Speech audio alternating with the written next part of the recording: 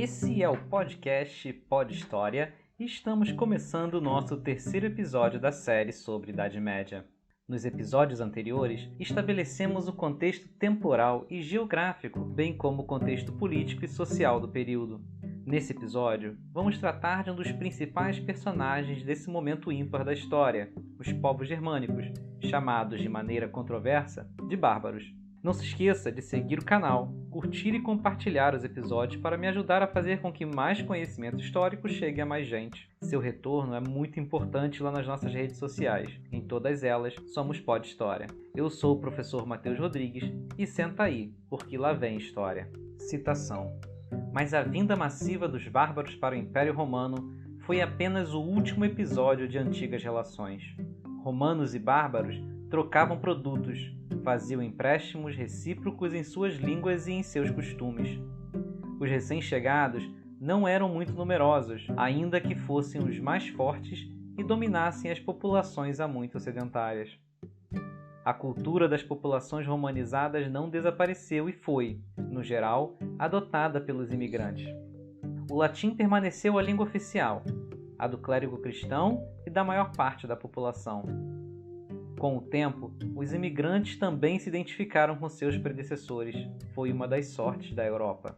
A pureza étnica, que se evoca atualmente de forma escandalosa e que, aliás, não existe realmente, pois a mistura é a lei das sociedades humanas, é, em geral, estéril e limitada em suas aptidões. Ao contrário, os povos originários de misturas são, em geral, mais ricos e mais fecundos do ponto de vista da civilização e das instituições.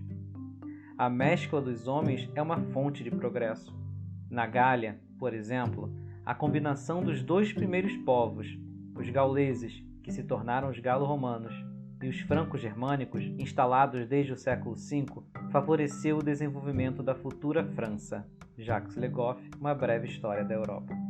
O estabelecimento de diversos reinos bárbaros germânicos, com o colapso do Império Romano do Ocidente, consolidou a fragmentação do território europeu, tanto em seu aspecto político quanto no seu aspecto linguístico. É importante falarmos de povos bárbaros germânicos no plural, pois é pertinente destacar o caráter plural e diversificado desses povos. Em outras palavras, eles não possuíam características únicas, pois não eram um único povo, mas expressavam uma grande diversidade étnica, cultural e linguística.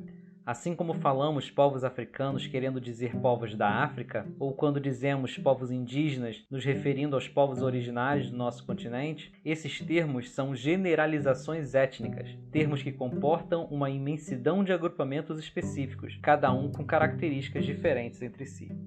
Anglos, bretões, saxões, francos, suevos, godos, ostrogodos, visigodos, vândalos, burgúndios, alamanos, lombardos e eslavos. Todos esses são exemplos de grupos étnicos que constituíam o que chamamos, de uma maneira geral, povos bárbaros, ou, mais precisamente, povos bárbaros germânicos. O aspecto linguístico é um bom exemplo, não apenas da desintegração do Império Romano, mas também da lenta fusão cultural latina com o conjunto cultural bárbaro-germânico com influências recíprocas. O latim, tanto vulgar quanto clássico, desapareceu à medida que as pessoas comuns da época passaram a dar preferência a linguagens mais simples e cotidianas, que facilitava a comunicação entre si. Houve tentativas de retomar a antiga unidade do Império Romano do Ocidente, como o Sacro Império Romano Germânico de Carlos Magno, que estabeleceu o Império Carolíngio no século VIII, mas que se fragmentou também após a sua morte, sendo dividido entre seus filhos, Carlos, Luís e Lotário. O mais próximo de uma unidade europeia restaurada, grosso modo, ocorreu no século XX, no contexto da Segunda Guerra Mundial, que perdura até os nossos dias. A União Europeia apresenta uma unidade monetária e políticas públicas comuns entre si, respeitando, no entanto, a sua diversidade cultural. Mas por que bárbaros? Antes de continuarmos, precisamos fazer uma reflexão e conversar sobre uma coisa muito importante em relação a esse termo. Hoje, bárbaro é um adjetivo utilizado para qualificar negativamente indivíduos cujo comportamento é cruel, desumano e feroz. Mas, na história, esse termo se origina como um substantivo, para nomear outros povos estrangeiros que pertencessem a outra raça ou civilização e também falassem outra língua que não a grega ou a romana. A mesma lógica se aplica ao termo vândalo. No passado, era um substantivo para nomear um desses povos germânicos, ou bárbaros, mas hoje é utilizado como um adjetivo para caracterizar negativamente o indivíduo que estraga ou destrói bens públicos, coisas belas, valiosas ou históricas. Vale ressaltar que esses povos germânicos terem gerado esses adjetivos não significa que eles eram representantes desses significados negativos, mas foi assim que foram nomeados por aqueles indivíduos que perderam o protagonismo no cenário político e cultural da Europa da época. É como se você tivesse perdido o domínio de seu quarto para o seu irmão, e por isso você passasse a adjetivá-lo negativamente, pois você não é mais o protagonista ou o dono daquele território. Enfim, tem a ver mais com frustração e inveja pelas conquistas daquele indivíduo diferente, alguém que o romano considerava inferior. Isso aconteceu em vários momentos na história da humanidade e ainda acontece hoje. Num passado recente, os europeus viam os africanos e indígenas da América como selvagens, tal qual hoje vemos chineses, árabes e muçulmanos. Isso é errado! Isso é errado! Errado porque tem a ver com analisar um conjunto cultural, vestimentas, alimentação, organização política, o idioma, diferente do nosso como algo ruim ou inferior, e não como algo diferente. Nas ciências humanas, isso se chama etnocentrismo, visão de mundo característica de quem considera o seu grupo étnico, nação ou nacionalidade socialmente mais importante do que os demais. Entender as características do outro como diferente, não como inferior, é o que conhecemos como alteridade, ou seja, a capacidade de se colocar no lugar do outro para entendê-lo a partir do ponto de vista dele e não do nosso próprio.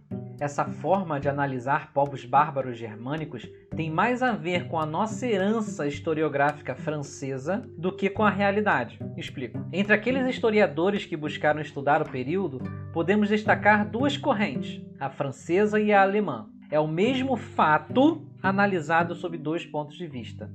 Narrativas em disputa. A corrente francesa, por conta do imperador Carlos Magno, aquele que a gente falou lá no início, acredita ter suas raízes na antiguidade romana e seria, então, herdeira da cultura latina. Essa corrente analisa os povos germânicos como bárbaros, pois foram eles, os bárbaros, os responsáveis pelo fim do esplendor da antiga Roma, mergulhando a Europa numa época de obscurantismo, também conhecida como a Idade das Trevas, entre aspas. Já a corrente alemã, Alemanha, significa terra dos alamanos, em francês. Alamanos, um desses povos bárbaros germânicos. Crente de sua descendência direta dos povos bárbaros germânicos, analisa a mesma migração, vista como barbarismo pelos franceses, como um movimento de libertação desses povos da tirania do Império Romano. Como dissemos anteriormente, uma forma de ver o outro carregada de etnocentrismo e preconceito, porque esse outro não era o que se acha certo e melhor.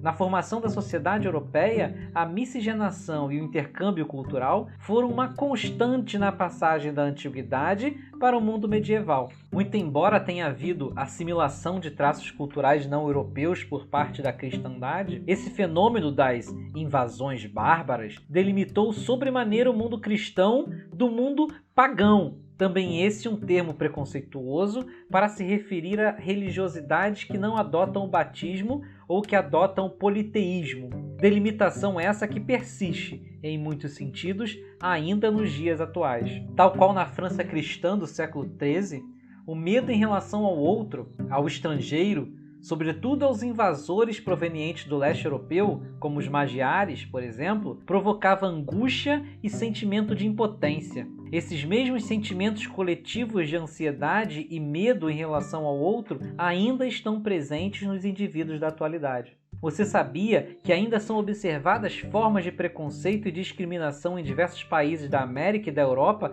contra os imigrantes? Já tivemos casos com haitianos, bolivianos e mais recentemente venezuelanos no Brasil. Os Estados Unidos da América e seus grupos de ódio supremacistas brancos contra mexicanos e negros, principalmente. Na Europa se tornaram comuns as notícias sobre tratamento desumano dado a refugiados e perseguição política advindos de zonas de conflitos. A Igreja Católica, na Idade Moderna, considerou que os africanos não possuíam alma, coisificando-os, ou seja, justificando que eles fossem considerados coisas e tratados como tal. Por séculos, ter escravos foi considerado status, e mesmo após a abolição, estudar ou votar eram direitos proibidos a eles, assim como as mulheres. Durante anos, as mulheres foram consideradas como propriedades de alguém, do pai, antes do casamento, e do marido, após o casamento, precisando do consentimento deles para andar sozinha, viajar, estudar ou trabalhar. Ainda hoje, a nossa sociedade separa as mulheres entre aquelas para casar e aquelas para se divertir, reduzindo-as ao papel de donas de casa ou objetos para diversão. A homossexualidade é vista por diversos líderes religiosos como uma abominação, aquilo que causa repulsa, aversão, execração, tirando do homossexual assim a sua humanidade. Quando retiro a humanidade de alguém, retiro de mim a responsabilidade de tratá-lo como um igual. Nós todos, como seres humanos, possuímos nossas limitações. Muito da nossa forma de enxergar o mundo que nos cerca, principalmente o outro, o diferente, é uma maneira de ver o mundo que nos é imposta pelo que a sociologia chama de processo de socialização. Por bem ou por mal, consciente ou inconscientemente, temos nossa visão de mundo colonizada pelas pessoas que nos cercam, principalmente por seus medos. O outro, o diferente, o inesperado, é sempre uma importantíssima origem de nossos medos. Desqualificar o outro como inferior é desumanizá-lo. Mas, como seres pensantes e autônomos, precisamos nos manter em constante processo de autoanálise, de desconstrução, para sermos capazes de captar o quanto nossa forma de lidar com o outro o inferioriza ou o desumaniza. Como afirma o autor no penúltimo parágrafo do nosso texto introdutório, abre aspas, a pureza étnica que se evoca atualmente de forma escandalosa e que, aliás, não existe realmente, pois a mistura é a lei das sociedades humanas, é, em geral, estéril e limitada em suas aptidões. Ao contrário, os povos originários de misturas são, em geral, mais ricos e mais fecundos do ponto de vista da civilização e das instituições. A mescla dos homens é uma fonte de progresso. Fecha aspas. É na mistura que conhecemos coisas novas, adaptamos nossos conhecimentos prévios, mesclando-os com novos, ressignificando-os e assim ampliando o nosso conhecimento do mundo.